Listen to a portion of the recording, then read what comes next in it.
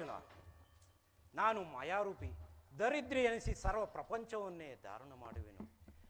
ನಾನು ವಾಯುವೆನಿಸಿ ಜಲವಾಗಿ ಪ್ರಾಣಿಗಳಿಗೆ ಜೀವವನ್ನು ಕೊಡುವೆನು. ಅಗ್ನಿಮಯವಾಗಿ ಅದರ ಶಕ್ತಿಯನ್ನು ವೃದ್ಧಿಸುವೆನು. ವಾಯುವೆನಿಸಿ ಚಲಿಸುವೆನು. ಆಕಾಶದವೆನಿಸಿ ಈ ಸರ್ವ ಪ್ರಪಂಚವನ್ನೇ ಆಕ್ರಮಿಸಿರುವೆನು. ಮನೋಬುದ್ಧಿ ವಿಕಾರವೆಂಬ ಪಥದಿಂದ ಈ ಮನುಷ್ಯನ ತ್ರಿಗುಣಾಕಾರದ ಶಕ್ತಿಯನ್ನು ಒಂದು ರಾಜಪಥದಲ್ಲಿ ನಡೆಸುವಂತೆ ಮಾಡುವೆನು. ಈ ಪ್ರಪಂಚದಲ್ಲಿ ನಡೆಯುವ ಅನೇಕ ಉದಯೋನ್ಮುಖ ಪ್ರಳಯ ಪ್ರಭಾವಗಳಿಗೆ ನಾನೇ ಕಾರಣನಾಗಿರುವೆನು. ನಾನು ಪಂಚಭೂತದ ಒಡೆಯನು.